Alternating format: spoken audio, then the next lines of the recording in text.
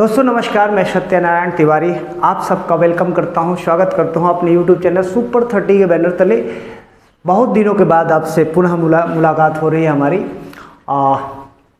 144 वर्ष बाद जो महाकुंभ आया था, उस महाकुंभ का अद्वितीय नज़ारा और अद्भुत अकल्पनीय देखने को मिला, क्योंकि मैं गया था और उसकी सुविधाओं का, हर चीज़ का, एक एक चीज़ का मैंने आँखों से देखा। उसका अकल्पनीय अद्भुत है और मैं तो बोलूँगा कि आप लोग भी जाएं नहाने, क्योंकि ये मौका 144 वर्ष बाद आएगा। पता नहीं हम सब इस धरती पर रहेंगे या नहीं रहेंगे, लेकिन ये मौका आपसे छूटना नहीं चाहिए। ज़रूर आप जाएं और कुंभ में स्नान करें। चलिए आइए टॉपिक में शुरू करते हैं। अगेन मैं स्वागत करता हूं, मैं सत्यनारायण तिवारी यूट्यूब चैनल पर, अपने यूट्यूब चैनल सुपर 30 के बैनर तले। और आज जो टॉपिक लेके आए हैं वो है वैदिक सभ्यता का अगेन अलग अध्याय। इस अध्याय में हम जानेंगे कि कौन से प्रश्न जो है कब कब रेलवे के एग्ज़ाम में आए हैं, कौन कौन से डिपार्टमेंट में आए हैं, कहाँ पे आए हैं और किस वर्ष में आए हैं, उन सभी चीज़ों का विश्लेषण करेंगे। तो आइए जानते हैं, प्राचीन हिंदू विधि का लेखक किसे कहा जाता है। अब देखिए यहाँ पर 4 ऑप्शन दिए गए हैं। क्या है? वाल्मीकि, वशिष्ठ, मनु और पाणिनि। ये कब आया है? गोरखपुर, आरआरबी गोरखपुर और जम्मू। ये देखिए दोनों जगह पर 3 बार आया हुआ है। 2008 में आया है, 2004 में आया है, 2002 में आया है। इसके बाद हम आंसर बताएंगे लास्ट में। हिंदू विधि पर एक पुस्तक मिताक्षरा किसने लिखी है? इनके ऑप्शन है नयचंद्र, अमोघवश, विज्ञानेश्वर और कंबन। ये जो आए हैं RRB Gorakhpur, ERC, CA, TA, ASM परीक्षा 2005 में और आरआरबी इलाहाबाद एएसएम परीक्षा 2007 में। अब देखिए ये कितना महत्वपूर्ण क्वेश्चन है। ये 2 बार क्वेश्चन आया हुआ है और अलग अलग एग्जाम में आया हुआ है। और वैदिक युग में क्या थी?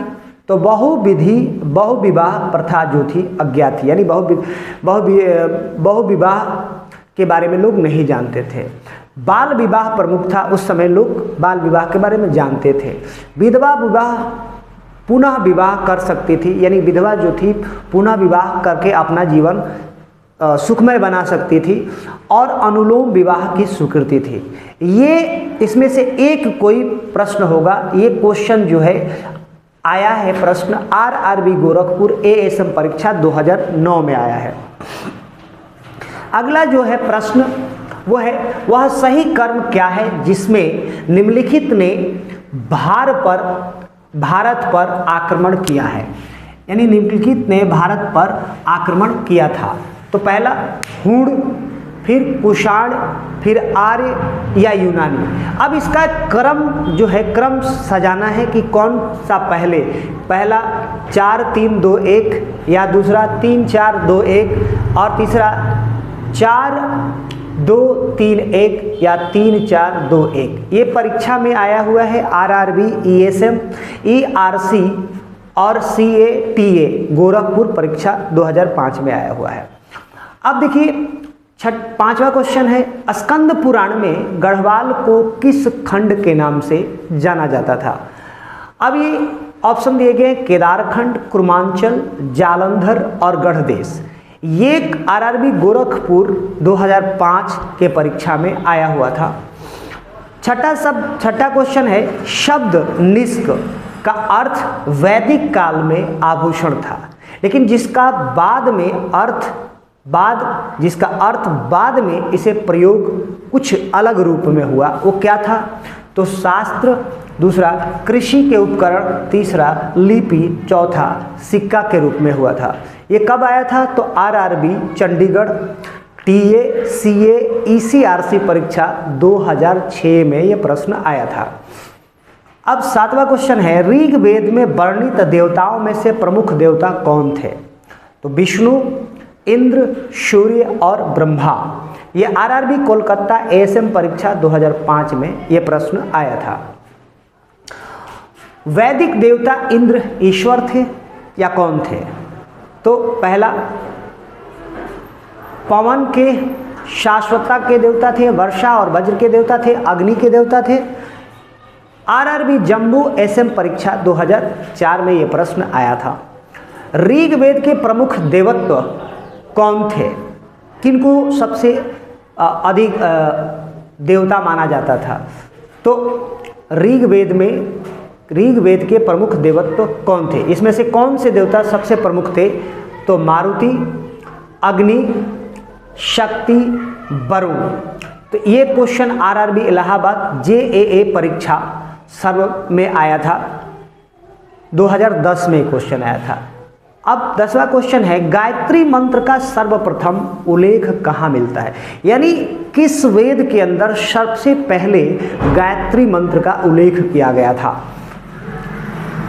पहला ऑप्शन ऋग्वेद, अथर्ववेद, उपनिषद और पुराण। ये आरआरबी चंडीगढ़ परीक्षा 2004 में प्रश्न आया था। अब हम इसके ऑप्शन और आंसर की बात करते हैं कि कौन से क्वेश्चन का कौन आंसर होगा, इसके बारे में जानते हैं। पहला लास्ट क्वेश्चन, गायत्री मंत्र का सर्वप्रथम उल्लेख कहाँ मिलता है? तो गायत्री मंत्र का सर्वप्रथम उल्लेख जो है ऋग्वेद के अंदर मिलता है और ऋग्वेद के अंदर गायत्री मंत्र का वर्णन किया गया है। ऋग्वेद के प्रमुख देवत्व कौन थे? तो ऋग्वेद के प्रमुख देवता जो थे वो अग्निदेव थे। वैदिक देवता इंद्र को ईश्वर, यानी कि वैदिक युग में ईश्वर इंद्र जो थे वो किस चीज के देवता थे? तो वर्षा और वज्र के देवता उनको कहा जाता था। उसके बाद आते हैं ऋग्वेद में वर्णित देवताओं में से प्रमुख देवता कौन थे? तो ऋग्वेद में सबसे प्रमुख देवता जो माने जाते थे वो इंद्र थे। उसके बाद शब्द निष्क का अर्थ वैदिक काल में आभूषण रखा गया था, लेकिन बाद में इसका अर्थ किस रूप में प्रयोग हुआ? तो सिक्का के रूप में इसको प्रयोग किया गया था। स्कंद पुराण में गढ़वाल को किस नाम से जाना जाता है? तो गढ़वाल को केदार खंड के नाम से जानते हैं, क्योंकि वहाँ पर भगवान केदारनाथ भोलेनाथ का वहाँ स्थान है, इसलिए उसको केदार खंड के नाम से जाना जाता है। वह सही तिथि कर्म क्या है जिसमें निम्नलिखित ने भारत पर आक्रमण किया था? तो देखो, सबसे पहला आर्यों ने आक्रमण किया था भारत पर, दूसरा यूनानी ने किया था, और तीसरा कुषाण ने किया था, और चौथा हुण ने किया था। तो इसमें ऑप्शन जो होगा वो बी होगा। इसलिए बी होगा क्योंकि देखिए वो ऑप्शन दिया गया है, तो इस पर बी आंसर मानना है, ऑप्शन मानना है। अगला, वैदिक युग में कौन सी विवाह की स्वीकृति थी?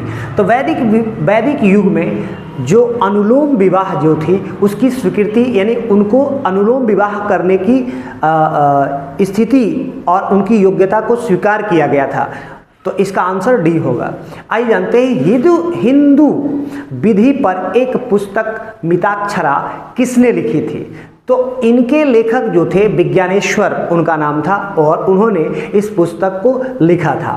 प्राचीन हिंदू विधि के लेखक किसको कहा जाता है? तो प्राचीन हिंदू विधि के लेखक जो थे वो मनु महाराज थे, और मनु महाराज के द्वारा ये पुस्तक को लिखा गया था। तो बहुत बहुत धन्यवाद, और ये वीडियो अगर अच्छा लगे तो लाइक और सब्सक्राइब करें ज़रूर, और हमारे चैनल को सब्सक्राइब करके और शेयर करना ना भूलें। बहुत बहुत धन्यवाद।